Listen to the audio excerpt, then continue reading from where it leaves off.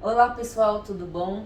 Aqui é a André Lucy do Centro de Estudos e nós vamos dar início a mais uma entrevista da série de entrevistas que a PGE está fazendo com os nossos integrantes que atuam em importantes casos para a Procuradoria do Estado. Hoje estamos com integrantes do GAEFES e eles vão estar trazendo um caso importante que resultou numa transação de 180 milhões de reais. Olá, doutora Alcione, olá, doutor Cassiano.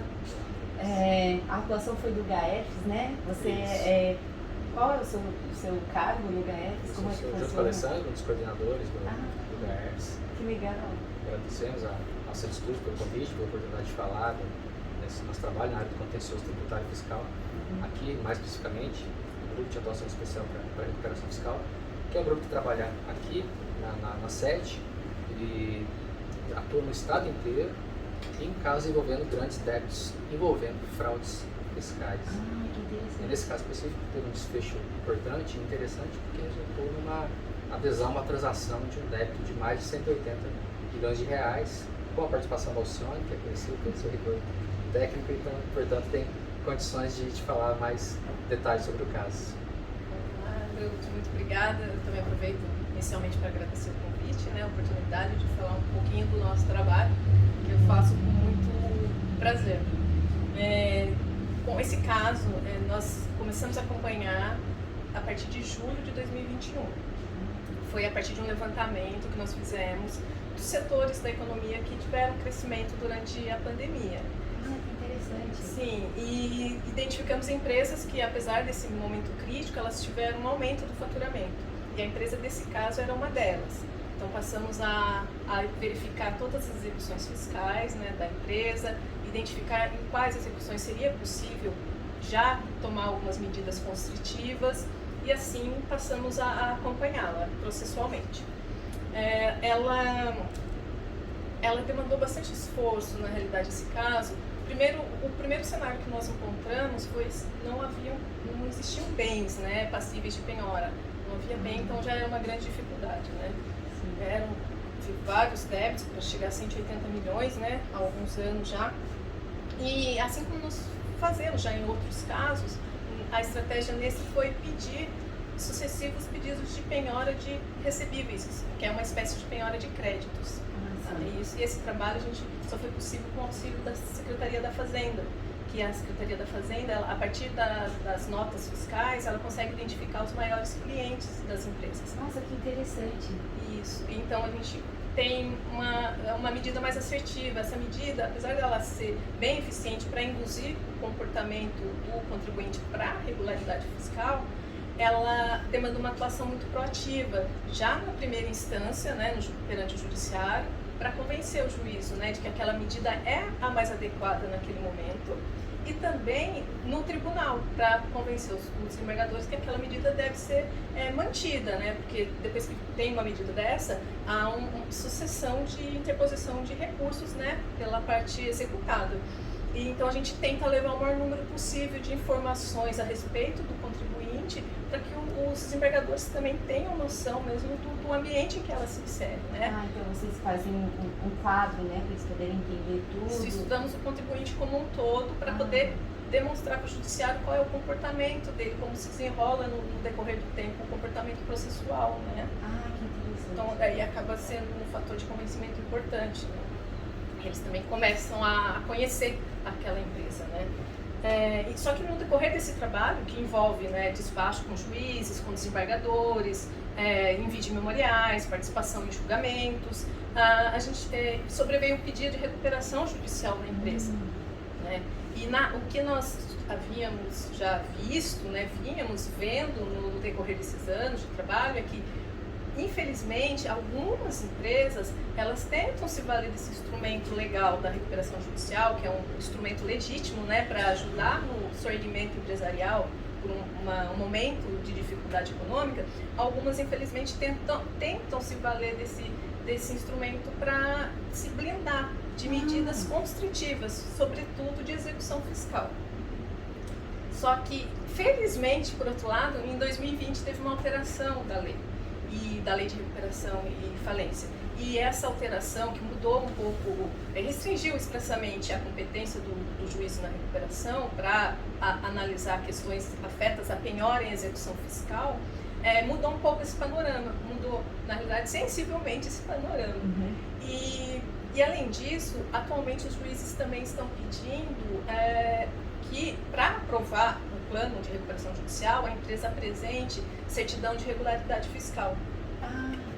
Que interessante. Sim. E isso tudo porque teve uma alteração na jurisprudência a respeito, por conta da alteração legislativa, então isso foi muito benéfico, muito positivo para o credor público. E nesse caso foi assim, o juiz exigiu essa certidão, certo? E essa certidão ela foi muito importante para trazer o contribuinte à conformidade, porque ele teve a certeza que ele só teria um plano homologado se de fato ele apresentasse um plano de regularidade fiscal também, né? Aderisse às vias de conformidade fiscal. E assim foi feito, e por isso que ele que culminou com essa transação. Inicialmente, esse contribuinte, no decorrer desse tempo de acompanhamento, ele fez alguns pedidos de administrativos individuais de transação, mas infelizmente eles não aderiram, não observaram as regras, né, pertinentes, então foram indeferidos. Mas com a superveniência de um edital de transação direcionada para empresas em recuperação judicial, esse cenário também foi importante, porque a empresa finalmente conseguiu incluir a totalidade dos débitos dela na transação. Nossa, que interessante. Esse caso teve alguma atuação externa, assim, significativa? Eu vi que você falou das CEFAS, né? Das notas fiscais. Isso. Como é que foi essa atuação desses agentes exteriores? Eu mencionei a questão da certidão de regularidade, mas na realidade esse caso é bem representativo para nós, porque há um conjunto de fatores que colaboraram para esse desfecho positivo, né? Então, e dentro desses fatores, eu menciono, né, tem alguns atores externos, a começar pela própria CEFAS, né, externos à PGE, eu digo, a própria CEFAS, que ela nos auxiliou e nos auxilia, assim, também em outros diversos casos, com essas informações, né, para subsidiar os pedidos de penhora. E além disso, também o judiciário, os juízes, encontramos nesse caso com juízes que de fato eles estavam muito preocupados em deferir mesmo, atender à tutela executiva buscada pelo fisco, né, e muito sensíveis também às alterações legislativas da própria lei de falências, né, em recuperação. O próprio MP também no âmbito da recuperação judicial, porque nesse meio tempo a gente também participou, acompanhou a recuperação judicial, né? A gente se manifestou, mostrou a situação do contribuinte em âmbito fiscal, e o MP também, tanto em primeiro grau quanto em segundo grau, opinou favoravelmente aos nossos pedidos.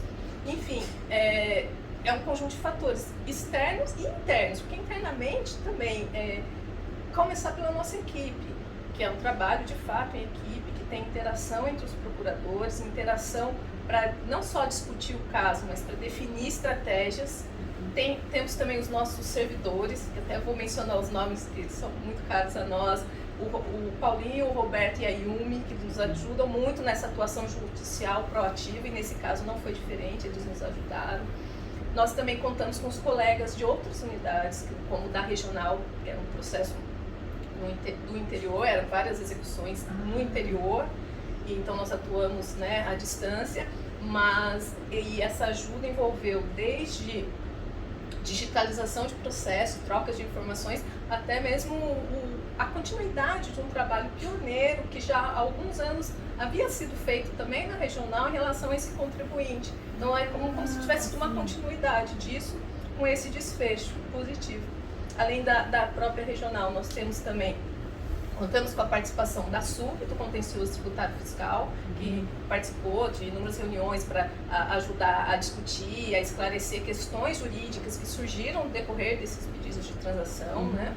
E também contamos com a ajuda da PDA, que ela também é sempre uma parceira essencial para o nosso trabalho, e nesse caso não foi diferente, também nos ajudou muito com ajustes sistêmicos para realmente conseguir fechar essa transação no final do ano passado.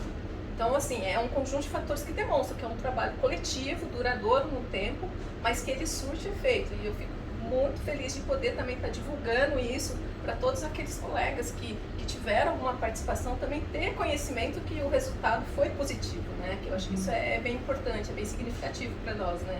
Nossa, eu achei muito interessante a Procuradoria com esse corpo todo, né, atuando junto e que permitiu chegar nesse bom desfecho. Nesse tipo de atuação, é importante que a gente use os instrumentos para fechar o cerco quanto o grande devedor, quanto o fraudador, a IPPJ, as cautelares fiscais, as medidas de disponibilidade de bens, mas ao mesmo tempo é importante que existam meios à disposição do contribuinte para ele se adequar, se ele assim quiser.